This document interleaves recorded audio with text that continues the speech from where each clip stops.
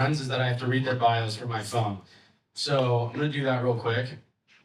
Um, Austin Netzley is a business investor, advisor, author, and entrepreneur. He's founder and CEO of Operations.com. Yeah, that's right. He owns www.operations.com, which is crazy, which helps $5 to $50 million service businesses shift to be AI first by implementing AI-powered operations.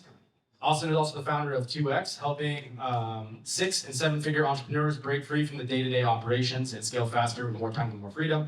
He's also the author of a couple books, author of the updated book From 6 to 7 Figures that authority Dan Martell calls the playbook entrepreneurs need.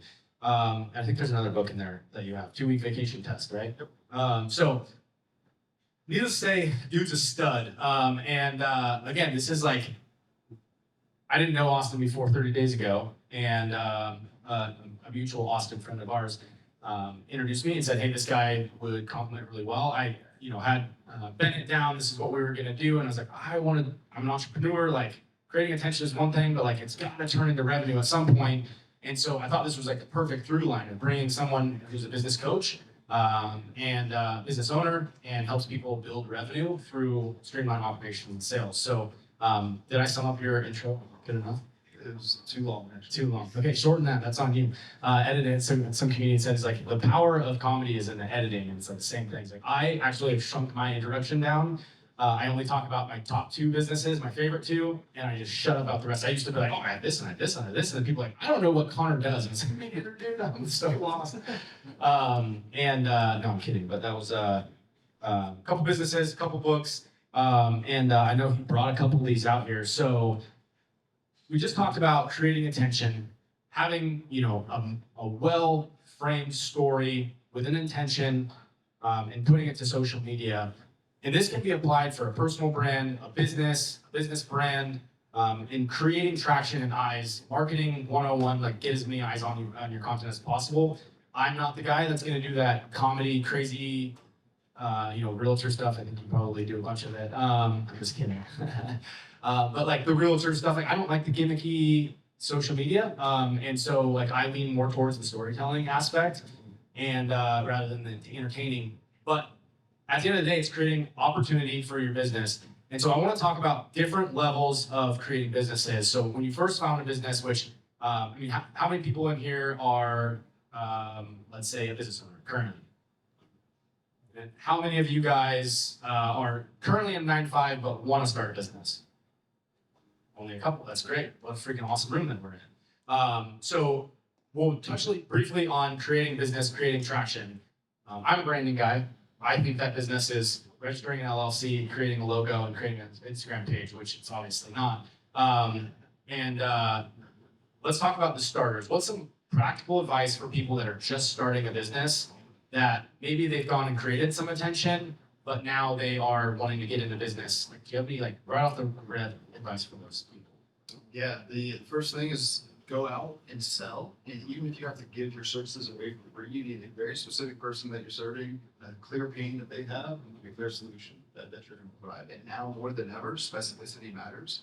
But you need those things. You need a super specific person. Everything in your business is built around the person that you serve. You may not know who that is, so go out and just talk to them. You gotta roll your sleeves up at the beginning. Just go do it. You're gonna fail all the time.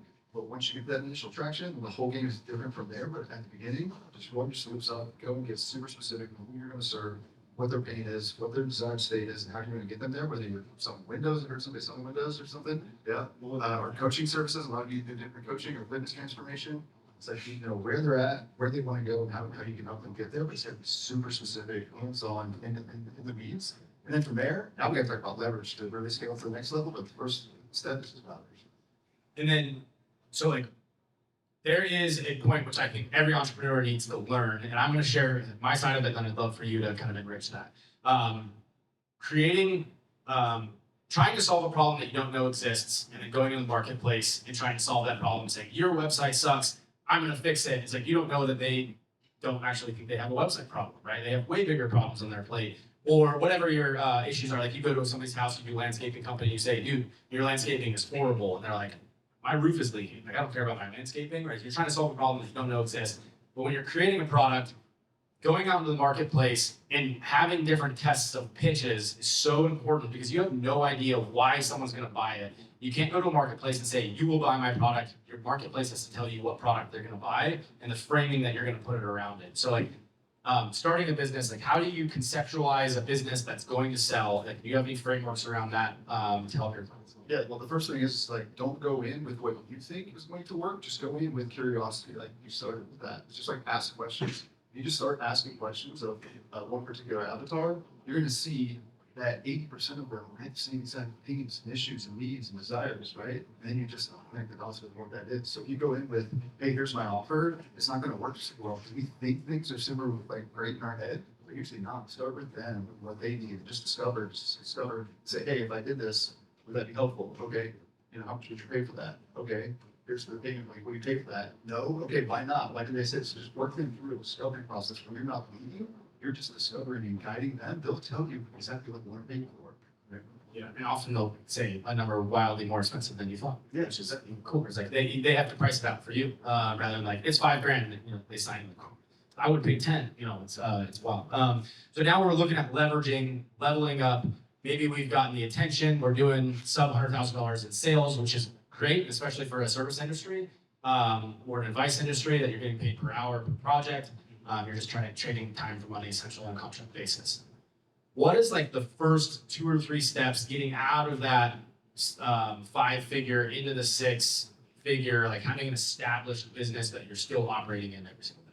Yeah, once you validate what your offer is, you need to start to leverage what you talked about, right? And leverage is systems and people. At the beginning, you need even just a basic admin. Every single business should have multiple assistants or VAs or people that can help support on the admin side. So you can just free up your time to focus on the higher impact things. In every business, every department, every project even, there's admin things that need to get done. So that's just a low-hanging fruit opportunity for everybody once you get that initial validation. But the other side is systems. And nowadays with automation and AI, there's so much that you can do that you can have a very, very, very lean team and be able to do multiple 7 figures with 0 or 1 or 2 or 3 people, unlike you could even just a couple of years ago. So if you really master, as you're doing anything, creating a system behind it, starting to learn a little bit more about AI and automations, like you're going to just be able to create way more leverage to be able to get into your art, what Ben was talking about, right? And everybody has their own art, whether it's sales or content creation or creating a program or writing a book, whatever it is. Get into your zone of genius in your art and have the systems and people around so that you can be in that zone. Yeah, my zone of genius is selling, and literally everything that comes after that is not my zone of genius, and so my team hates me, which is fun. Like I have to record my phone calls so that they know what I said and what I promised, because after that I'm like, I'm out, and they have to complete the sale or the process. So, but that's leverage, right? Like I know my skill set. I leverage my team to be able to do the operations side, the P&L side, the sending of the invoices, all of that. Like I can't get my brain to do that, and so I get in front of as many people as I can, and I sell, and I use leverage to scale. So at that, I kind of think it would be fun, like you just look at Bennett, and he talked about now he needs to start hiring a team. So let's just talk to Bennett right now. Let's just coach him together. You and I coaching him, right? That's really just you coaching him. But Bennett needs to scale. You've got a couple editors that you utilize to offload some of your editing work, but like realistically, your zone of genius is telling a story, being in front of the camera, and then inspiring and empowering people to buy your product. What do you think his first hire should be?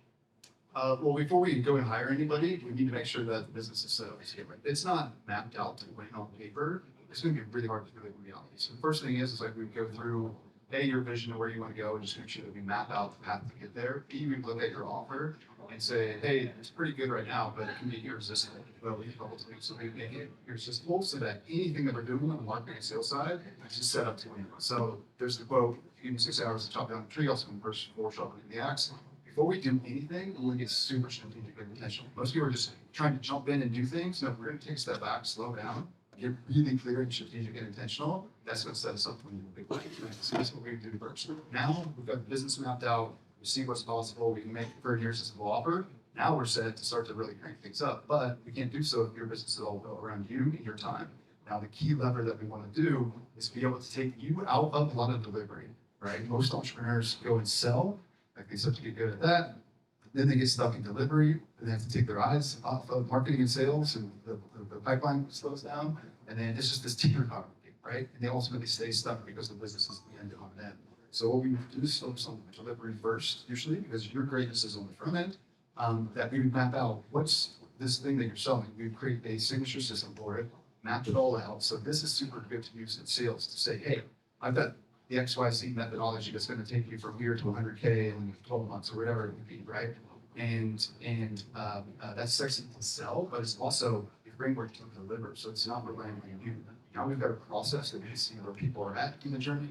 We start to put systems behind it so that other people can follow it, your clients can follow it, your team can follow it. So that's not relying on you. It's a framework.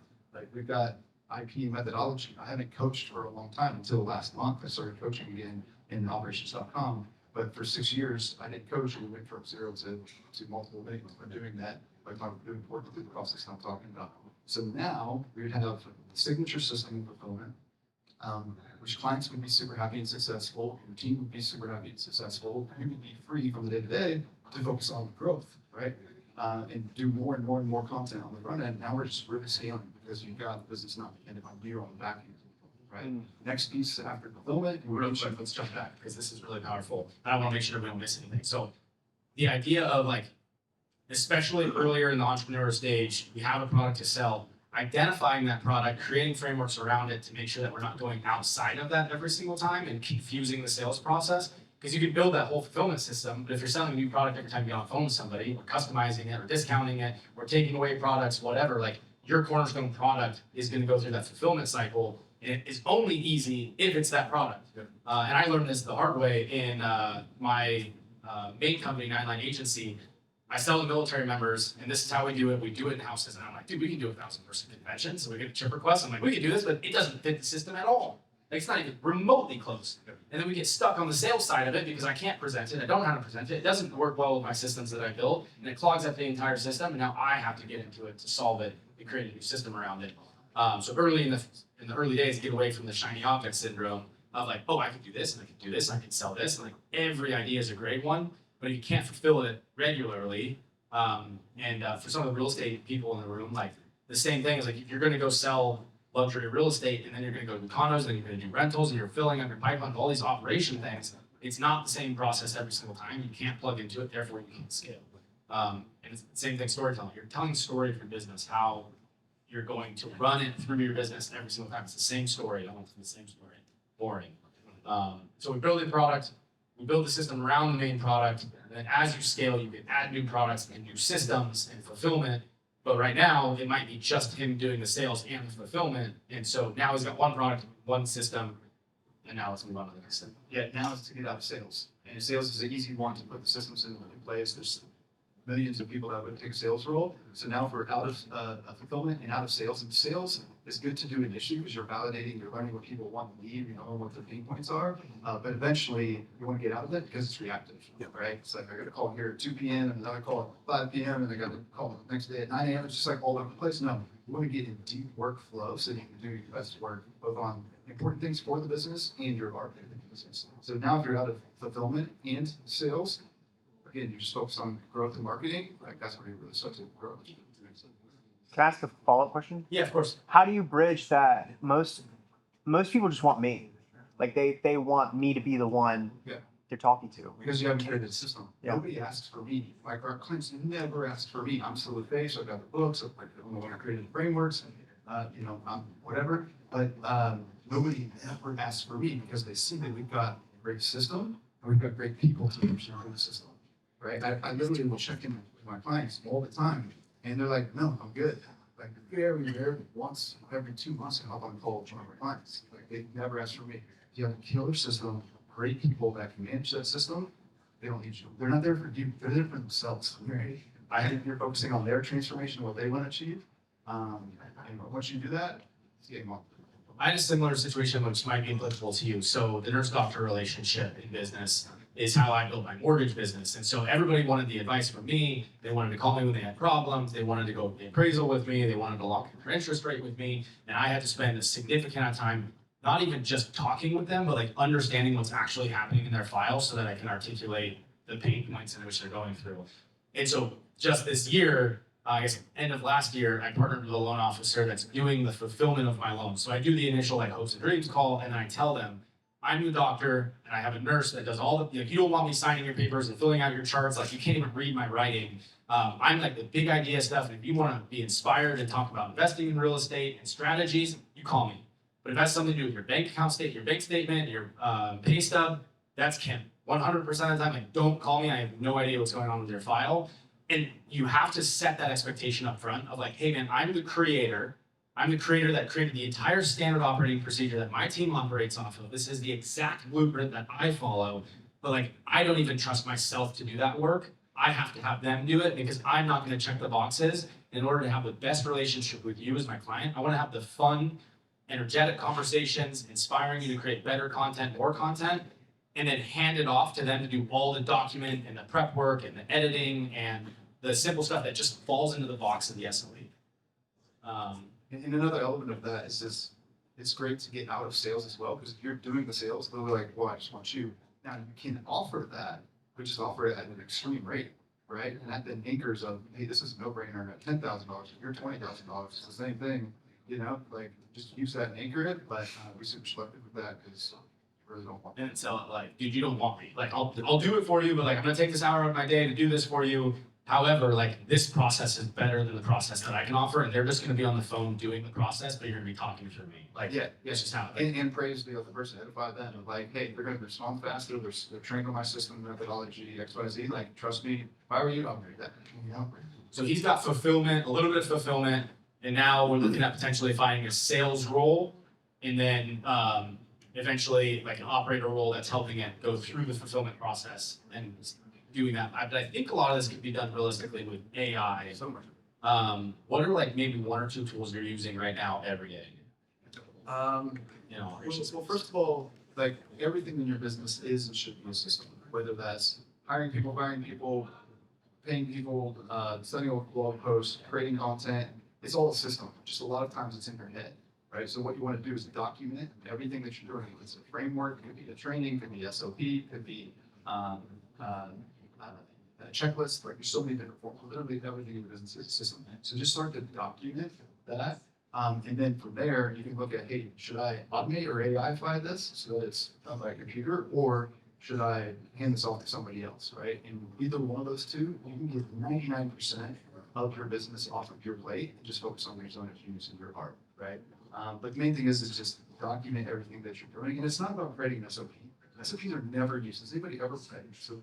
I've never used one, right? I don't even read the ones that I write, which is crazy. Well, see, you shouldn't be writing them. Now you should just look at, hey, how can I create an automation for this so that's just done, right? Or if there's a template that somebody else can use that is a repeat skill that you can use, whatever. So those are a couple things there. The other thing that I would say is just like, there's basically 4 levels of AI mastery that we talk about.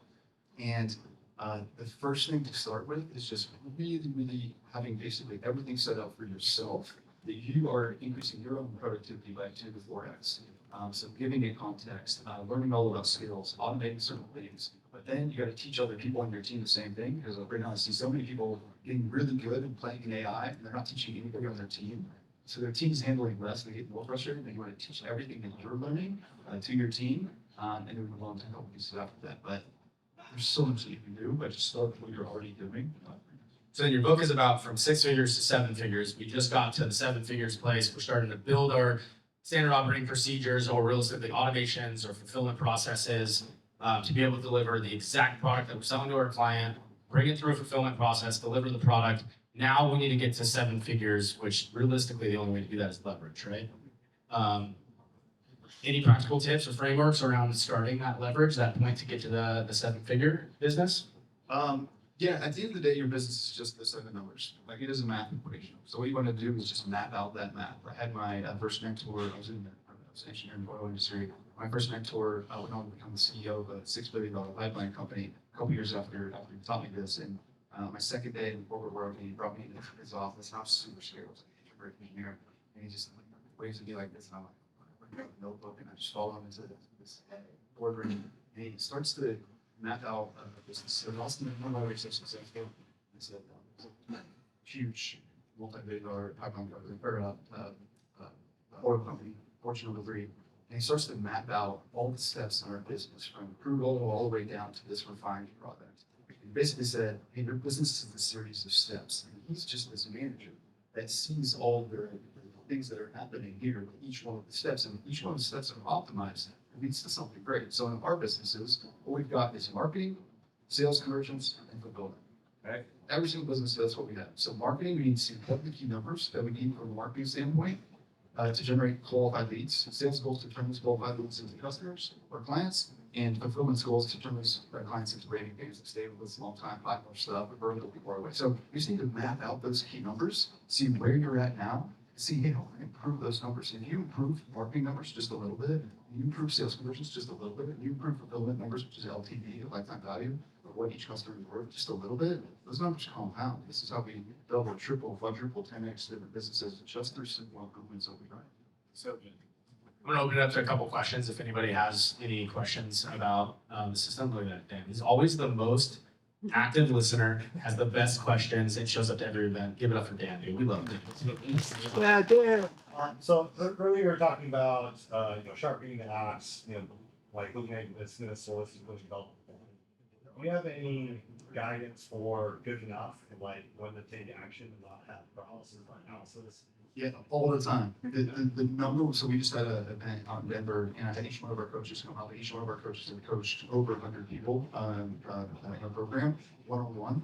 And I had each one of them share before the event with everybody there. I said, hey, share your number one tip that you've learned from our clients that have grown the most. And we've had clients numerous clients go from 7 all the way to 9 figures.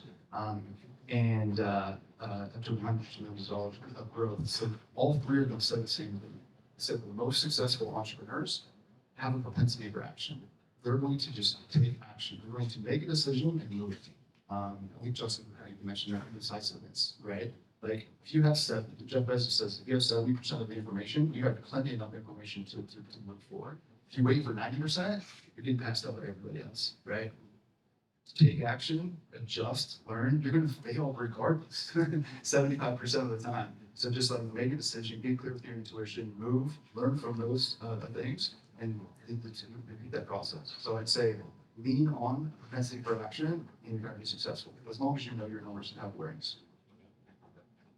Thank you. Do you have a follow-up question? No. Anybody else have a question? I have a follow-up question because that was my original question.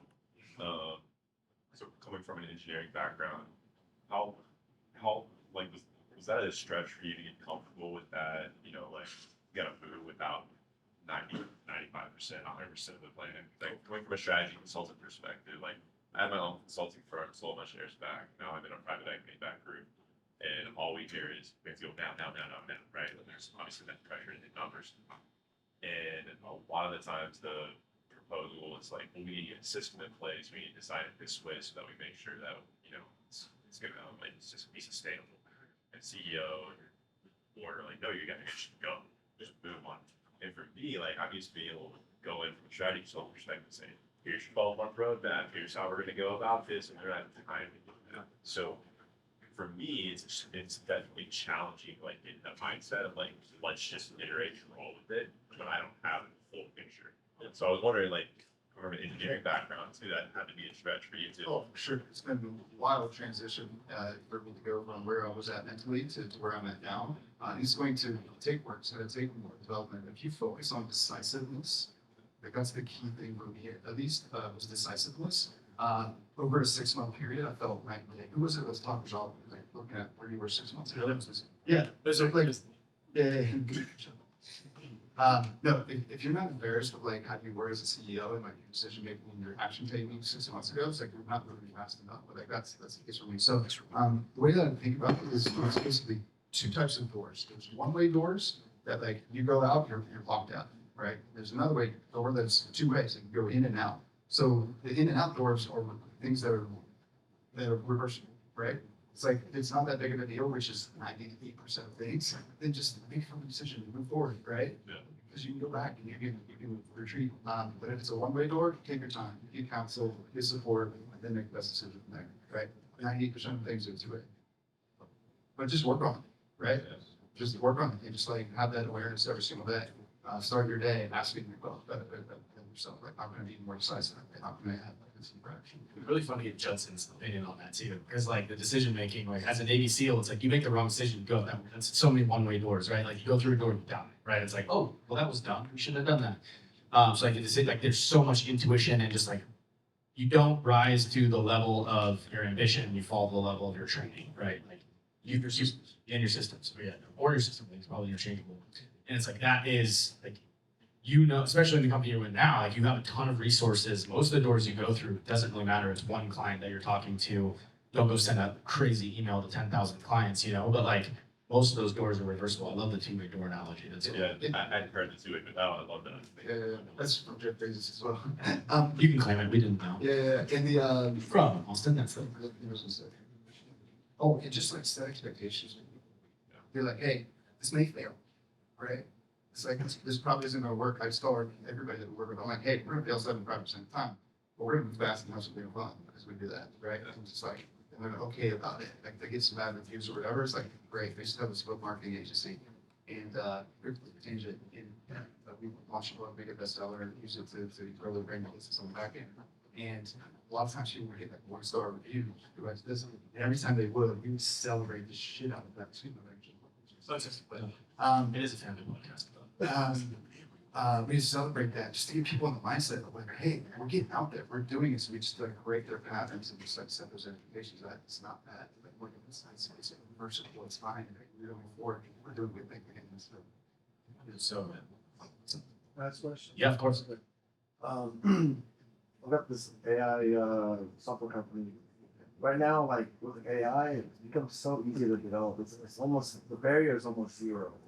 I've been in meetings where like a VC mentions an idea and my developer looks down for like 5 seconds and before we leave, it's in the beta. How do you, this is something that I struggle with in a big way right now. Basically, like I can build 1,000 features into this thing, but then everybody in the room is just getting started on the app or whatever, right? It's like you can put in whatever you want, but just trying to figure out like what people can absorb. Because if I push everything into like Naya right now, it would be overwhelming. I'll lose everybody.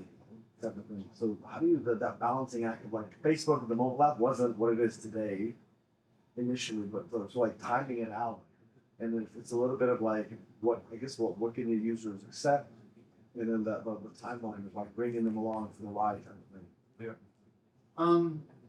I mean, the way that we approach AI and automations and whatnot is to just like look at where is the bottleneck and how do we address that, right? So within that customer experience, where specifically is the bottleneck? Let's focus on that. Let's not focus on all the bells and whistles. It's not related to the bottleneck. It's just strength within that. Minimum viable product. Yeah, but every single step, every single part of it, right? So just really break it down. That's the big thing. Is like AI right now is such a big distraction for most people because they're using it for the wrong things, right? If they're using it for the bottleneck and the thing that matters, then it's super valuable. It's insanely and of course you want to show the product a great bigger, but figure out within the customer journey what part of the user experience is inefficient, what could be better, or what's going well. Like really break that journey down and go and address that, and that would be the focus. So like just teach your team that. It's like, hey, all these things don't matter. It's not addressing key core constraint and improving that much overall growth.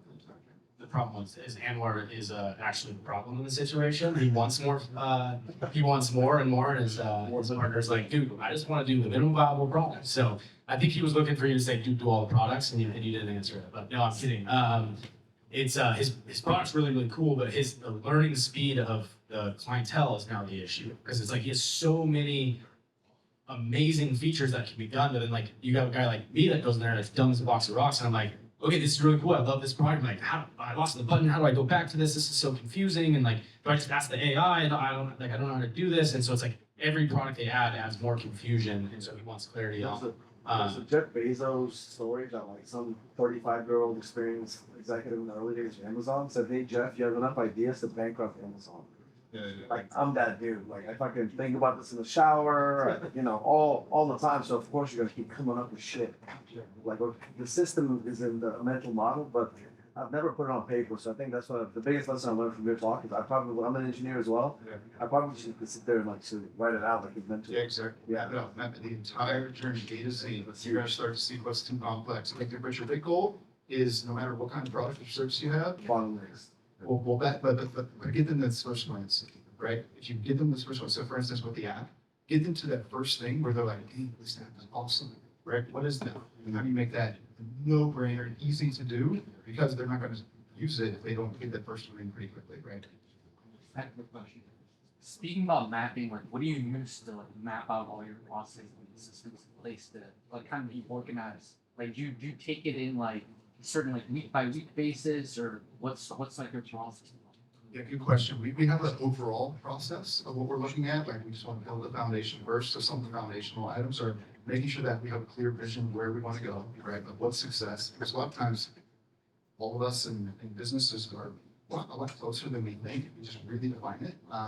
Of where we want to go. We have time to work on the business. We've got clear financials. We know our numbers. Like we just have some basic foundational things. Then we're moving into what we call our model one, which you guys grab a book. Chapter 2 is the most important book or chapter of that. But anyhow, we have this process that we use overall, but every business is different for where they're at. So we take our general process and map that versus bottlenecks and needs on their business and just start to plug in, hey, we got to do this in this particular order. So sequencing matters a ton.